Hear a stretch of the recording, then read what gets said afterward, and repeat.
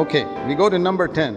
ಸರಿ, ಈಗ 10ನೇದಕ್ಕೆ ಹೋಗೋಣ. Number 10, we must eliminate all bitterness from our life. ನಾವು ನಮ್ಮ ಜೀವಿತದಿಂದ ಎಲ್ಲಾ ರೀತಿಯ ಕಹಿ ಭಾವನೆಯನ್ನ ತೆಗೆದುಹಾಕಬೇಕು. Another bad habit, like stinginess, is a bad habit. ಮತ್ತೊಂದು ಕೆಟ್ಟ ಹವ್ಯಾಸ, ಒಂದು ರೀತಿ ಜುಗ್ಗತನ ಅಂತಾರಲ್ಲ, ಅದು ಒಂದು ಕೆಟ್ಟ ಹವ್ಯಾಸನೇ. Bitterness is another very bad habit. ಕಹಿ ಭಾವನೆ ಅನ್ನುವಂಥದ್ದು ಕೂಡ ಮತ್ತೊಂದು ಕೆಟ್ಟ ಹವ್ಯಾಸವಾಗಿದೆ. I believe there are lots of people sick among believers because they are bitter. ನಾನು ನಂಬುತ್ತೇನೆ, ವಿಶ್ವಾಸಿಗಳಲ್ಲಿ ಅನೇಕ ಜನರು ಅಸ್ವಸ್ಥಗೊಂಡಿದ್ದಾರೆ ಮತ್ತು ಕಾಯಿಲೆಗೆ ಬೀಳುತ್ತಾರೆ, ಯಾಕಂದ್ರೆ ಅವರು ಕಹಿ ಭಾವನೆಯನ್ನ ಹೊಂದಿರುವುದರಿಂದ. Stinginess does not bring sickness. ಜುಗ್ಗತನವು ಆ ಒಂದು ಕಾಯಿಲೆಯನ್ನ ತರೋದಿಲ್ಲ. Ingratitude may not bring sickness, and wastefulness may not bring sickness. ಕೃತಜ್ಞತೆ ಇಲ್ಲದೆ ಇರುವಂತದ್ದು ಮತ್ತು ವ್ಯರ್ಥ ಮಾಡುವಂತದ್ದು ಕೂಡ ಕಾಯಿಲೆಯನ್ನ ತರುವುದಿಲ್ಲ. And even dishonesty may not bring sickness. ಅಪ್ರಾಮಾಣಿಕತೆಯು ಕೂಡ ಕಾಯಿಲೆಯನ್ನ ತರೋದಿಲ್ಲ. But bitterness, boy. ಆದ್ರೆ ಕಹಿ ಭಾವನೆಯು ಅಬ್ಬಾ. I believe there are more sicknesses among believers due to bitterness and an unforgiving spirit than perhaps any other sin. ನಾನು ನಂಬುತ್ತೇನೆ, ವಿಶ್ವಾಸಿಗಳಲ್ಲಿ ಅನೇಕರು ಹೆಚ್ಚು ಅನಾರೋಗ್ಯದಿಂದ ಕೂಡಿದ್ದಾರೆ, ಯಾಕಂದ್ರೆ ಅವರು ಕಹಿ ಭಾವನೆ ಮತ್ತು ಕ್ಷಮಿಸದೇ ಇರುವಂತ ಆತ್ಮವನ್ನ ಹೊಂದಿರುವುದರಿಂದ, ಅದು ಬೇರೆ ಎಲ್ಲಾ ಪಾಪಗಳಿಗಿಂತ ಹೆಚ್ಚಾಗಿ. Whenever people come to me and ask for prayer for healing, ಜನರು ಯಾವಾಗಲಾದರೂ ನನ್ನ ಬಳಿಗೆ ಬಂದು ಪ್ರಾರ್ಥನೆ ಮಾಡುವಂತೆ ನನ್ನಲ್ಲಿ ಕೇಳಿಕೊಂಡಾಗ I always ask them one question. ನಾನು ಯಾವಾಗಲೂ ಒಂದು ಪ್ರಶ್ನೆಯನ್ನ ಅವರಿಗೆ ಕೇಳುತ್ತೇನೆ. Have you got any bitterness against anybody? ನೀವು ಯಾರದಾದ್ರೂ ವಿರುದ್ಧವಾಗಿ ಕಹಿ ಭಾವನೆ ಹೊಂದಿದ್ದೀರಾ? I don't ask them, are you wasteful? ನೀವು ವ್ಯರ್ಥ ಮಾಡ್ತಾ ಇದ್ದೀರಾ ಅಂತ ಕೇಳಲ್ಲ ನಾನು. Are you hospitable? ನೀವು ಅತಿಥಿ ಸತ್ಕಾರ ಮಾಡ್ತಾ ಇದ್ದೀರಾ ಅಂತ ಕೇಳಲ್ಲ. I don't even ask them, do you tell lies, etc. I ask them one question. ನೀವು ಸುಳ್ಳೆಲ್ಲ ಹೇಳ್ತಾ ಇದ್ದೀರಾ ಅಂತೆಲ್ಲ ಕೇಳಕ್ ಹೋಗೋದಿಲ್ಲ. ನಾನು ಒಂದೇ ಒಂದು ಪ್ರಶ್ನೆಯನ್ನ ಅವರಲ್ಲಿ ಕೇಳುತ್ತೇನೆ ಯಾವಾಗಲೂ. Are you bitter against anybody? ನೀವು ಯಾರದಾದ್ರೂ ವಿರುದ್ಧವಾಗಿ ಕಹಿ ಭಾವನೆ ಹೊಂದಿದ್ದೀರಾ? Have you forgiven everybody? ನೀವು ಎಲ್ಲರನ್ನೂ ಕೂಡ ಕ್ಷಮಿಸಿದ್ದೀರಾ? Why do I say that? ಯಾಕೆ ನಾನು ಅದನ್ನ ಹೇಳ್ತೇನೆ? I want to show you two verses. First of all, Matthew chapter 6. ನಾನು ನಿಮಗೆ 2 ವಚನಗಳನ್ನು ತೋರಿಸುತ್ತೇನೆ. ಮೊದಲನೆಯದಾಗಿ ಮತ್ತಾಯ 6ನೇ ಅಧ್ಯಾಯ, where Jesus taught us the Lord's Prayer in Matthew chapter 6. ಮತ್ತಾಯ 6ನೇ ಅಧ್ಯಾಯದಲ್ಲಿ ಯೇಸು ಸ್ವಾಮಿಯು ಕರ್ತನ ಪ್ರಾರ್ಥನೆಯನ್ನ ತೋರಿಸಿಕೊಟ್ಟಿದ್ದಾರೆ, ಅಂದ್ರೆ ತಿಳಿಸಿದ್ದಾರೆ. And he said this. ಮತ್ತು ಯೇಸು ಸ್ವಾಮಿಯು ಇಲ್ಲಿ ಈ ರೀತಿಯಾಗಿ ಹೇಳಿದ್ದಾರೆ. After teaching the Lord's Prayer, ಕರ್ತನ ಪ್ರಾರ್ಥನೆಯನ್ನ ತಿಳಿಸಿದ ನಂತರ, what is known as the Lord's Prayer, ಕರ್ತನ ಪ್ರಾರ್ಥನೆ ಎಂಬುದಾಗಿ ಏನು ತಿಳಿದಿದೆಯಲ್ಲ ಅದು, Our Father who art in heaven, etc. ಪರಲೋಕದ ತಂದೆಯೇ ಎಂಬುದಾಗಿ ಹೇಳಿದ ನಂತರ, in verses 9, and there are wonderful things in the Lord's Prayer, 9 to 13. 9ರಿಂದ 13ನೇ ವಚನದ ಒಳಗಡೆ ಅದ್ಭುತವಾದಂತ ಸಂಗತಿಗಳು ಕೂಡಿದೆ ಈ ಒಂದು ಕರ್ತನ ಪ್ರಾರ್ಥನೆಯಲ್ಲಿ. And if you were to ask me, ನೀವು ನನಗೆ ಈ ರೀತಿಯಾಗಿ ಕೇಳೋದಾದ್ರೆ, pick out the most important request out of the 6 requests there. ಇಲ್ಲಿರುವಂತ 6 ಕೋರಿಕೆಗಳಲ್ಲಿ ಬಹಳ ಪ್ರಮುಖವಾದಂತ ಒಂದು ಕೋರಿಕೆನ ಎತ್ತಿಕೊಡ್ರಿ ಎಂಬುದಾಗಿ ನನಗೆ ಕೇಳುವಾಗ ನೀವು, You know what I'll pick out? Hallowed be thy name. ನಾನು ಯಾವುದನ್ನ ಎತ್ಕೊಳ್ತೀನಿ ನಿಮಗೆ ಗೊತ್ತಾ? ನಿನ್ನ ನಾಮವು ಪರಿಶುದ್ಧವೆಂದು ಎಣಿಸಲ್ಪಡಲಿ ಎಂಬುದಾಗಿ. And what the Lord could have said is, now of all the requests I told you to pray, ಕರ್ತರು ಆಗ ಏನು ಹೇಳಬಹುದಪ್ಪ ಅಂತಂದ್ರೆ, ನಾನು ಈಗಾಗಲೇ ಏನು 6 ಕೋರಿಕೆಗಳನ್ನ ಪ್ರಾರ್ಥನೆ ಮಾಡುವಂತೆ ಹೇಳಿದಿನಲ್ಲ, remember this, hallowed be your name. That's really very important, my disciples. But that's not the one he picked out. ನಿನ್ನ ನಾಮವು ಪರಿಶುದ್ಧವೆಂದು ಎಣಿಸಲ್ಪಡಲಿ, ಇದು ಬಹಳ ಪ್ರಮುಖವಾದಂಥದ್ದು, ಇದನ್ನ ನೆನಪಿಡ್ರಿ ನನ್ನ ಪ್ರಿಯ ಶಿಷ್ಯಂದಿರೇ ಅಂತ ಹೇಳ್ತಾರಲ್ಲಿ. ಆದ್ರೆ ಯೇಸು ಅದನ್ನ ಎತ್ತಿಕೊಳ್ಳಿಲ್ಲ ಅಲ್ಲಿ. Do you know which one he picked out? ಅವರು ಯಾವುದನ್ನ ಎತ್ತಿಕೊಂಡ್ರು ನಿಮಗೆ ಗೊತ್ತಾ? To emphasize and re-emphasize forgiving others. Look at the end of it. ಪದೇ ಪದೇ ಒತ್ತಿ ಹೇಳಿದ್ದು ಇಲ್ಲಿ ಏನಪ್ಪಾ ಅಂದ್ರೆ, ಯೇಸು ಸ್ವಾಮಿ ಇತರರನ್ನ ಕ್ಷಮಿಸಿರಿ ಎಂಬುದಾಗಿ. ಆ ಕಡೆಯಲ್ಲಿ ನೋಡ್ರಿ ನಿಮಗೆ ಗೊತ್ತಾಗುತ್ತದು. Because verse 14, if you forgive others, your heavenly Father will forgive you. He's talking to believers. 14ನೇ ವಚನದಲ್ಲಿ ವಿಶ್ವಾಸಿಗಳಿಗೆ ಇಲ್ಲಿ ಮಾತನಾಡುತ್ತಿರುವಂತದ್ದು ಯೇಸು ಸ್ವಾಮಿ ಇಲ್ಲಿ ಹೇಳತ್ತೆ, ಆದ್ದರಿಂದ ನೀವು ಮನುಷ್ಯರ ಅಪರಾಧಗಳನ್ನು ಕ್ಷಮಿಸುವುದಾದರೆ ಸ್ವರ್ಗದಲ್ಲಿರುವ ನಿಮ್ಮ ತಂದೆಯೂ ಸಹ ನಿಮ್ಮನ್ನು ಕ್ಷಮಿಸುವನು ಎಂಬುದಾಗಿ. He's not saying God will forgive you. ಇಲ್ಲಿ ಯೇಸು ಸ್ವಾಮಿ ಈ ರೀತಿಯಾಗಿ ಹೇಳುತ್ತಿಲ್ಲ, ದೇವರು ನಿಮ್ಮನ್ನು ಕ್ಷಮಿಸುತ್ತಾರೆ ಎಂಬುದಾಗಿ. If you say God will forgive you, then you're talking to unbelievers. ಇಲ್ಲಿ ಹೇಳೋದಾದ್ರೆ ದೇವರು ನಿಮ್ಮನ್ನ ಕ್ಷಮಿಸುತ್ತಾರೆ ಅಂತ ಅದು ಅವಿಶ್ವಾಸಿಗಳಿಗೆ ಮಾತನಾಡಿದಂತೆ. When you say your heavenly Father will forgive you, you're talking to believers. ಇಲ್ಲಿ ಸ್ವರ್ಗದಲ್ಲಿರುವ ನಿಮ್ಮ ತಂದೆಯು ನಿಮ್ಮನ್ನು ಕ್ಷಮಿಸುವನು ಎಂಬುದಾಗಿ ಹೇಳುವಾಗ ಅದು ವಿಶ್ವಾಸಿಗಳಿಗೆ ಮಾತನಾಡಿರುವಂಥದ್ದಾಗಿದೆ. It's common sense. Your heavenly Father. That means you're a child of God. God will forgive you. ಇದು ಒಂದು ಸಾಮಾನ್ಯ ಜ್ಞಾನ. ಪರಲೋಕದಲ್ಲಿರುವಂಥ ನಿಮ್ಮ ತಂದೆಯು, ನೀವು ಈಗ ದೇವರ ಮಕ್ಕಳಾಗಿದ್ದೀರಿ, ದೇವರು ನಿಮ್ಮನ್ನು ಕ್ಷಮಿಸುವನು. But if you as a child of God do not forgive others, ನೀವು ದೇವರ ಮಕ್ಕಳಾಗಿದ್ದುಕೊಂಡು ಇತರರನ್ನ ಕ್ಷಮಿಸಿಲ್ಲಪ್ಪ ಅಂದ್ರೆ, your heavenly Father, you're a child of God, your heavenly Father will not forgive you.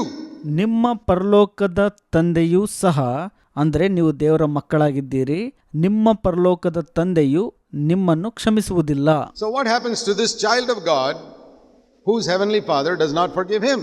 ಪರಲೋಕದ ತಂದೆಯಿಂದ ಕ್ಷಮಿಸಲ್ಪಡದೆ ಇರುವಂತ ಈ ದೇವರ ಮಗುವಿಗೆ, ಅಂದ್ರೆ ದೇವರ ಮಕ್ಕಳಿಗೆ ಏನಾಗತ್ತೆ? Supposing he dies at that moment, where do you think he'll go? ಒಂದು ವೇಳೆ ಆ ಕ್ಷಣದಲ್ಲಿ ಆ ವ್ಯಕ್ತಿ ಸತ್ತೋಗ್ಬಿಟ್ಟ ಅಂತ ಅನ್ಕೊಳ್ಳೋಣ, ನೀವು ನೆನೆಸ್ತೀರಾ ಆ ವ್ಯಕ್ತಿ ಎಲ್ಲಿ ಹೋಗ್ಬೋದು ಅಂತ? Even if he's been a believer for 40 years. ಆ ವ್ಯಕ್ತಿಯು 40 ವರ್ಷದಿಂದ ವಿಶ್ವಾಸಿಯಾಗಿದ್ದರೂ ಸಹ, and the last minute he dies without forgiving somebody. ಆ ಕಡೆ ಕ್ಷಣದಲ್ಲಿ ಆ ವ್ಯಕ್ತಿಯು ಯಾರನ್ನೋ ಕ್ಷಮಿಸದೆ ಮರಣ ಹೊಂದಿಬಿಟ್ಟ ಅಂತ ಅಂದ್ಕೊಳ್ಳೋಣ. I don't care how long he's been a believer. I believe the word of God. ಆ ವ್ಯಕ್ತಿ ಎಷ್ಟು ವರ್ಷದಿಂದ ವಿಶ್ವಾಸಿಯಾಗಿದ್ದನು ಅದು ನನಗೆ ಮುಖ್ಯ ಅಲ್ಲ, ನಾನು ದೇವರ ವಾಕ್ಯವನ್ನ ನಂಬುವಾತನಾಗಿದ್ದೇನೆ. Either this word is true. Let's say there is a chap who lived for 40 years, a very good life, and just before he died, he refused to forgive somebody and he died. ಒಂದು, ಈ ವಾಕ್ಯವು ನಿಜವಾಗಿರುತ್ತದೆ. ಈ ರೀತಿ ಹೇಳೋಣ, ಒಬ್ಬ ವ್ಯಕ್ತಿಯು 40 ವರ್ಷ ಒಂದು ಒಳ್ಳೆಯ ಜೀವಿತವನ್ನ ಜೀವಿಸಿರುತ್ತಾನೆ, ಆದರೆ ಆತನು ಮರಣ ಹೊಂದುವ ಮುಂಚೆ ಕಡೆ ಕ್ಷಣದಲ್ಲಿ ಯಾರೋ ಒಬ್ಬರನ್ನ ಕ್ಷಮಿಸಲು ನಿರಾಕರಿಸುತ್ತಾನೆ ಅಂತ ಅಂದುಕೊಳ್ಳೋಣ. If God takes him to heaven, ಒಂದು ವೇಳೆ ದೇವರು ಆತನನ್ನ ಪರಲೋಕಕ್ಕೆ ತೆಗೆದುಕೊಂಡು ಹೋದ್ರೆ, I'll have to tell the Lord Jesus, Lord, you know there's one lie you told when you were on earth. ನಾನು ಕರ್ತನಾದ ಯೇಸುವಿಗೆ ಆಗ ಹೇಳಬೇಕಾಗತ್ತೆ, ಕರ್ತರೆ, ಇಹಲೋಕದಲ್ಲಿ ನೀವು ಇರುವಾಗ ಒಂದು ವಿಷಯವನ್ನ ಸುಳ್ಳು ಹೇಳಿದ್ರಿ. I'm sorry to remind you, but you told a lie. ನಾನು ವಿಷಾದಿಸುತ್ತೇನೆ ಇದನ್ನ ನಿಮ್ಮ ನೆನಪಿಗೆ ತರಲು, ಆದರೆ ನೀವು ಸುಳ್ಳು ಹೇಳಿಬಿಟ್ರಿ. You said this guy will not go to heaven, but he's in heaven. ನೀವು ಹೇಳಿದ್ರಿ ಈ ವ್ಯಕ್ತಿಯು ಪರಲೋಕಕ್ಕೆ ಹೋಗುವುದಿಲ್ಲ ಅಥವಾ ಬರುವುದಿಲ್ಲ ಅಂತ, ಆದರೆ ಈ ವ್ಯಕ್ತಿ ಪರಲೋಕದಲ್ಲಿದ್ದಾನೆ. Because and supposing the Lord said, yeah, but he did go for 40 years, so he didn't forgive somebody, so I overlooked that verse.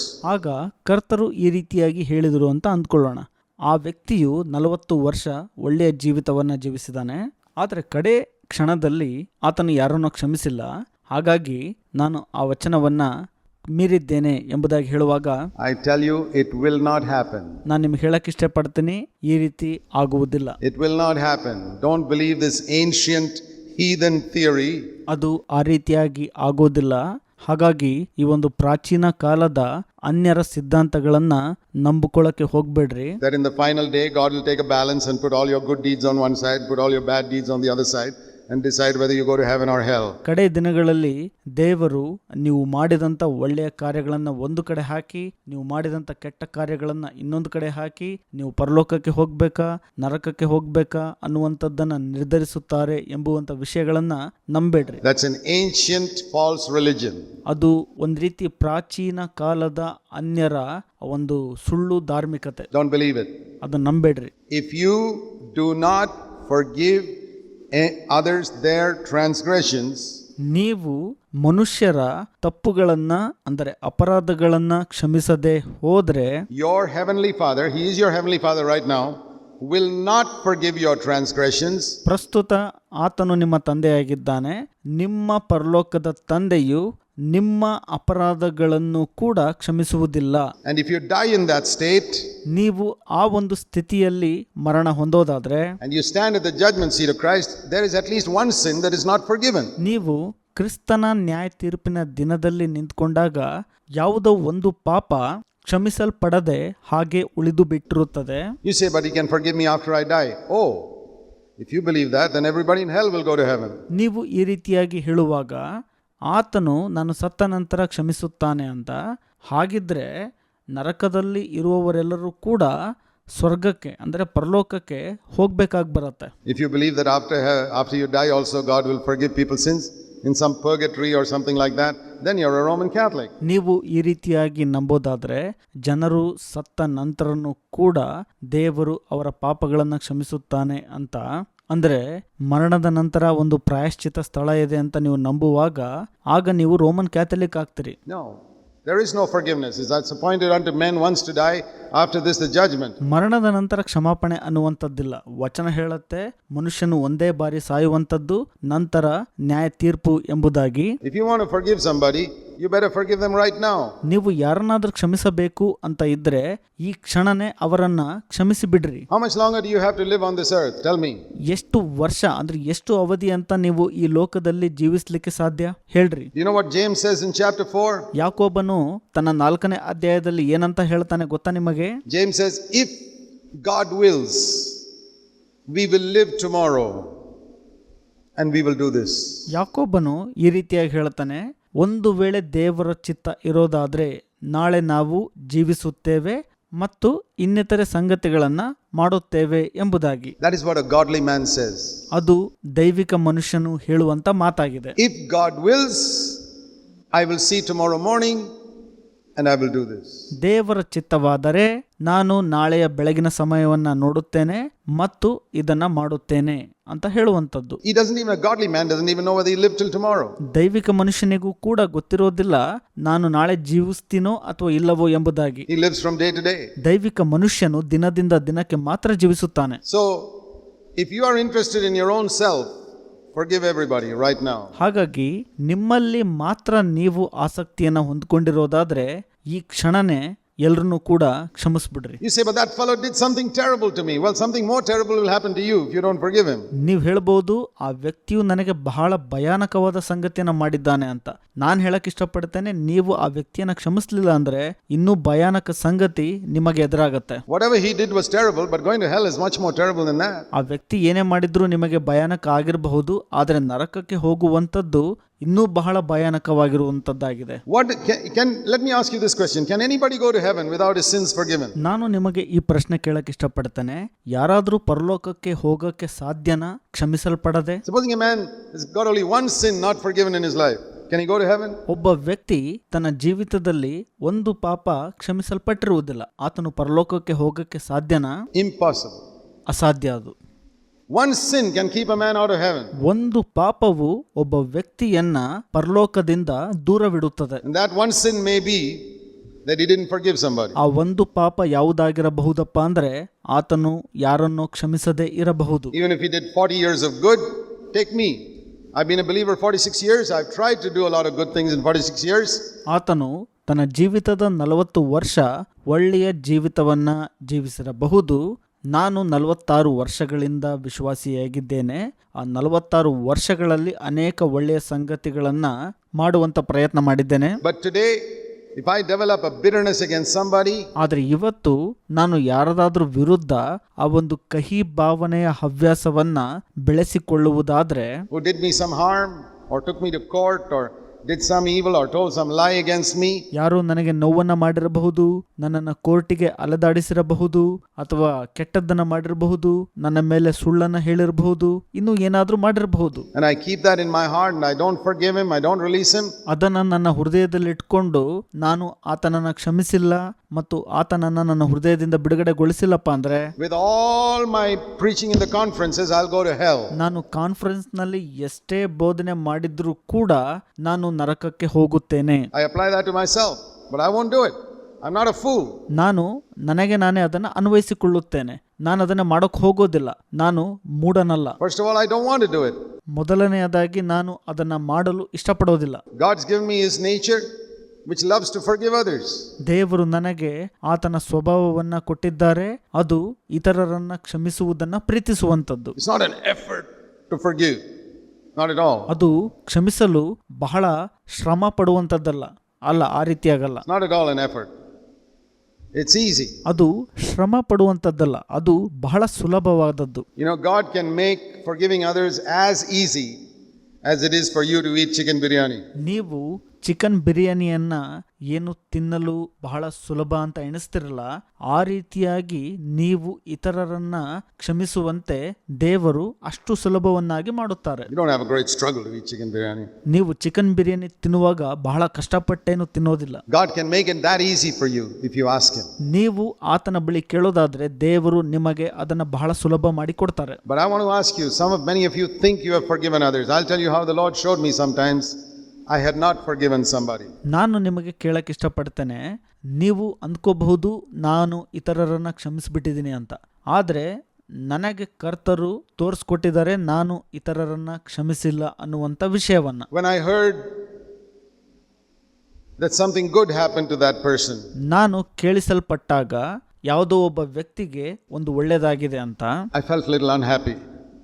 And the Lord said, you have not forgiven him. ನನಗೆ ಅಸಂತೋಷ ಉಂಟಾಗತ್ತೆ ನನ್ನ ಮನಸ್ಸಿನಲ್ಲಿ. ಆಗ ಕರ್ತರು ನನಗೆ ಹೇಳ್ತಾರೆ, ನೀನು ಆ ವ್ಯಕ್ತಿನ ಕ್ಷಮಿಸಿಲ್ಲ ಅಂತ. In another case, when I heard something bad happen to someone, I was a little happy. ಮತ್ತೊಂದು ಪ್ರಕರಣದಲ್ಲಿ ಯಾರೋ ಒಬ್ಬ ವ್ಯಕ್ತಿಗೆ ಏನೋ ಕೆಟ್ಟದ್ದಾಗತ್ತೆ ಅಂತ ನನಗೆ ಕೇಳಿಬರತ್ತೆ, ನಾನು ಅವಾಗ ಸಂತೋಷ ಪಡ್ತೀನಿ. And the Lord said, you haven't forgiven him. ಆಗ ಕರ್ತರು ನನಗೆ ಹೇಳ್ತಾರೆ, ನೀನು ಇನ್ನೂ ಕೂಡ ಆತನನ್ನ ಕ್ಷಮಿಸಿಲ್ಲ ಅಂತ. I said, thank you Lord for showing me that. ನಾನು ಹೇಳಿದ್ದೀನಿ, ಕರ್ತರೆ ಅದನ್ನ ತೋರಿಸಿ ಕೊಟ್ಟಿದ್ದಕ್ಕಾಗಿ ನಿಮಗೆ ಧನ್ಯವಾದಗಳು ಅಂತ. Thank you for showing me. ಧನ್ಯವಾದಗಳು ದೇವರೇ ಅದನ್ನ ತೋರಿಸಿ ಕೊಟ್ಟಿದ್ದಕ್ಕಾಗಿ. And I want to ask you this.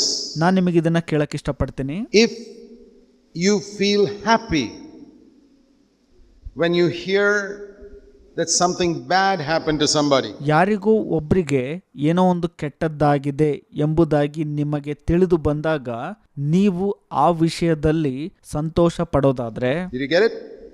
You feel happy when you hear that something bad happened to somebody. ಗೊತ್ತಾಯ್ತಾ ನಿಮಗಿದು? ಯಾರಿಗೂ ಒಬ್ಬರಿಗೆ ಕೆಟ್ಟದ್ದಾಗಿದೆ ಎಂಬುದಾಗಿ ನೀವು ಕೇಳಲ್ಪಟ್ಟಾಗ ನಿಮಗೆ ಬಹಳ ಸಂತೋಷ ಅಂತ ಅನ್ಸತ್ತೆ. Who are you in fellowship with at that moment? God or the devil? ಆ ಕ್ಷಣದಲ್ಲಿ ನೀವು ಯಾರೊಟ್ಟಿಗೆ ಅನ್ಯೋನ್ಯತೆಯಲ್ಲಿರ್ತೀರಿ? ದೇವರೊಟ್ಟಿಗಿನ ಅಥವಾ ಸೈತಾನನೊಟ್ಟಿಗಿನ? Sure, the devil. ನಿಶ್ಚಯವಾಗಿ ನೀವು ಸೈತಾನನೊಟ್ಟಿಗಿರ್ತೀರಿ. That means you haven't forgiven that person. ಅದರ ಅರ್ಥ ನೀವು ಆ ವ್ಯಕ್ತಿಯನ್ನ ಕ್ಷಮಿಸಿಲ್ಲ. Or ಅಥವಾ the other way around. ಮತ್ತೊಂದು ಕಡೆ, if you feel a little glad when something bad happens, or you feel a little unhappy when something good happens. ನಿಮಗೆ ಅನ್ಸತ್ತೆ ಸಂತೋಷ ಅಂತ ಯಾರೋ ಒಬ್ಬ ವ್ಯಕ್ತಿಗೆ ಕೆಟ್ಟದ್ದಾದಾಗ, ಅಥವಾ ಇನ್ನೊಬ್ಬ ವ್ಯಕ್ತಿಗೆ ಏನೋ ಒಂದು ಒಳ್ಳೇದಾಗತ್ತೆ, ನಿಮಗೆ ಬಹಳ ಅದು ಅಸಂತೋಷ ಅಂತ ಅನ್ಸತ್ತೆ. Something good happened to that person, you feel a little unhappy. ಆ ವ್ಯಕ್ತಿಗೆ ಏನೋ ಒಂದು ಒಳ್ಳೇದಾಯ್ತು ಅಂತ ನಿಮಗೆ ತಿಳಿದು ಬರುತ್ತೆ, ನಿಮಗೆ ಸ್ವಲ್ಪ ಅಸಂತೋಷ ಅಂತ ಅನ್ಸತ್ತೆ. Of course you will force yourself to say, well, praise the Lord, I'm glad to hear it, but the weakness of your smile shows that you're not really too happy about it. ನಿಶ್ಚಯವಾಗಿ ನಿಮ್ಮನ್ನ ನೀವು ಒತ್ತಾಯಪಡಿಸಿಕೊಂಡು ಹೇಳ್ಬೋದು, ನನಗೆ ಬಹಳ ಸಂತೋಷ ಆಯಿತು, ದೇವರಿಗೆ ಸ್ತೋತ್ರ ಅಂತ. ಆದರೆ ನಿಮ್ಮ ನಗುವಿನ ಬಲಹೀನತೆಯೇ ತೋರಿಸತ್ತೆ ಅದರ ಬಗ್ಗೆ ನೀವು ಸಂತೋಷದಿಂದ ಕೂಡಿಲ್ಲ ಅಂತ. Just be honest and say, Lord, I think my relationship with that person is not right. ಪ್ರಾಮಾಣಿಕರಾಗಿರ್ರಿ, ಹೇಳ್ರಿ, ಕರ್ತರೆ, ಆ ವ್ಯಕ್ತಿಯೊಟ್ಟಿಗಿನ ಸಂಬಂಧವು ಅಷ್ಟು ಸರಿಯಾಗಿಲ್ಲ ನನ್ನಲ್ಲಿ ಅಂತ. It's usually a believer. I'll tell you the other thing. It's usually a believer whom you don't like. ನಾನು ನಿಮಗೆ ಹೇಳಕ್ಕೆ ಇಷ್ಟಪಡ್ತೇನೆ, ಅದು ಸಾಮಾನ್ಯವಾಗಿ ನೀವು ಇಷ್ಟಪಡದೆ ಇರುವಂತ ವಿಶ್ವಾಸಿಯಾಗಿರುತ್ತಾನೆ. ಆಗ ಅದು whom you got a little grudge against. ನೀವು ಆತನ ವಿರುದ್ಧವಾಗಿ ಸ್ವಲ್ಪ ಹಗೆತನ ಅಥವಾ ದ್ವೇಷವನ್ನು ಇಟ್ಕೊಂಡಿರ್ತೀರಿ. Are you determined to eliminate all bitterness from your life completely? ನೀವು ನಿರ್ಧಾರ ಮಾಡ್ತೀರಾ ನಿಮ್ಮ ಜೀವಿತದಿಂದ ಸಂಪೂರ್ಣವಾಗಿ ಎಲ್ಲಾ ರೀತಿಯ ಕಹಿ ಭಾವನೆಯನ್ನ ತೊಡೆದು ಹಾಕ್ತೀನಿ ಅಂತ, so that there's not even a smell of it left. ಅದರ ಒಂದು ಸ್ವಲ್ಪ ವಾಸನೆ ಕೂಡ ನಿಮ್ಮಲ್ಲಿ ಉಳಿದುಕೊಳ್ಳಬಾರದು. You read the Old Testament story of David and Shimei. It's a terrible story. ನೀವು ಹಳೆ ಒಡಂಬಡಿಕೆಯ ಕಥೆಯಾದ ದಾವೀದ ಮತ್ತು ಶಿಮ್ಮಿಯನ ಕಥೆಯನ್ನ ಓದ್ರಿ, ಅದು ಒಂದು ಭಯಾನಕ ಕಥೆಯಾಗಿದೆ. 2 Samuel 16, you read how Shimei cursed David. And 2 ಸಮುವೇಲ 16ನೇ ಅಧ್ಯಾಯದಲ್ಲಿ ನೀವು ನೋಡ್ಕೊಳ್ರಿ ಹೇಗೆ ಶಿಮ್ಮಿಯನು ದಾವಿದನನ್ನ ಶಪಿಸಿದನು ಅಂತ. one of David's soldiers said, let me chop off his head, and David said no. ದಾವಿದನ ಸೈನಿಕರು ದಾವಿದನಿಗೆ ಹೇಳ್ತಾರೆ, ನಾವು ಆತನ ತಲೆಯನ್ನು ಕಡಿದು ಹಾಕ್ತಿವಿ ಅಂತ. ದಾವಿದ ಹೇಳ್ತಾನೆ ಬೇಡ ಅಂತ. God has permitted him to curse me. ದೇವರು ಆತನನ್ನ ಅನುಮತಿಸಿದ್ದಾರೆ ನನ್ನನ್ನ ಶಪಿಸುವಂತೆ. Because David was running for his life from Absalom at that time. ದಾವಿದನು ಅಬ್ಸಲೋಮನಿಂದ ಜೀವವನ್ನು ಉಳಿಸಿಕೊಳ್ಳಲು ಓಡಾಡುತ್ತಿದ್ದನು. Shimei thought this is a good time to curse him because Shimei was a relative of Saul.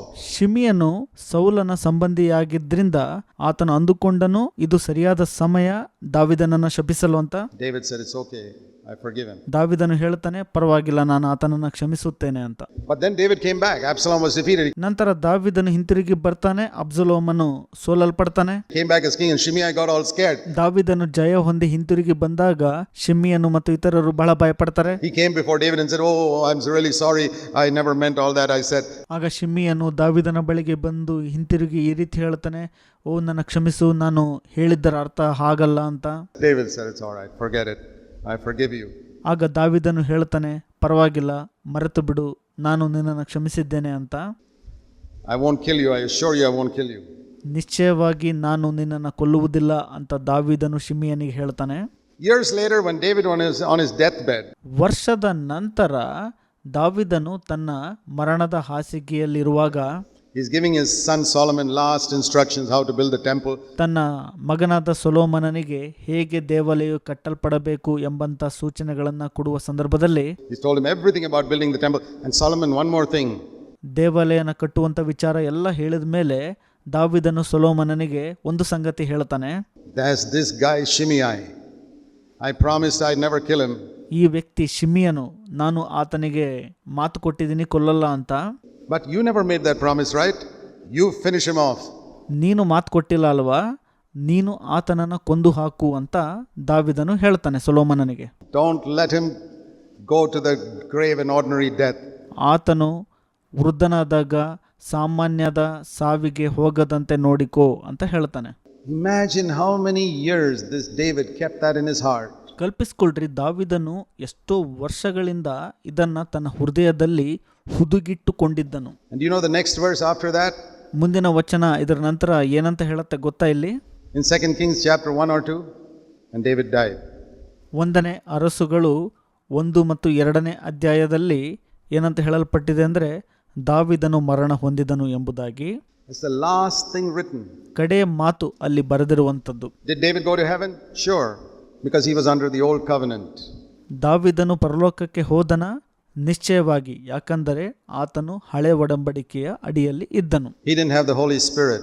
ಆತನು ಪವಿತ್ರಾತ್ಮನನ್ನ ಹೊಂದಿಕೊಂಡಿರಲಿಲ್ಲ. There was no verse like that in the Old Testament. If you don't forgive others, you won't be forgiven. ನೀವು ಇತರರನ್ನ ಕ್ಷಮಿಸಿಲ್ಲ ಅಂದ್ರೆ ನೀವು ಕ್ಷಮಿಸಲ್ಪಡುವುದಿಲ್ಲ ಅನ್ನುವಂಥ ವಚನ ಹಳೆ ಒಡಂಬಡಿಕೆಯಲ್ಲಿ ಇರಲಿಲ್ಲ. But today, you can't do it. ಇವತ್ತು ನೀವು ಆ ರೀತಿಯಾಗಿ ಮಾಡ್ಲಿಕ್ಕಾಗೋದಿಲ್ಲ. Today we have a verse which says, ಇವತ್ತು ನಮಗೆ ವಚನ ಈ ರೀತಿಯಾಗಿ ಹೇಳುವಂಥದ್ದಿದೆ, if you don't forgive others, you won't be forgiven. ನೀವು ಇತರರನ್ನ ಕ್ಷಮಿಸಿಲ್ಲ ಅಂದ್ರೆ ನೀವು ಕ್ಷಮಿಸಲ್ಪಡುವುದಿಲ್ಲ ಅಂತ. I'm just warning you. ನಾನು ನಿಮಗೆ ಎಚ್ಚರಿಸುತ್ತಿದ್ದೇನೆ ಅಷ್ಟೇ.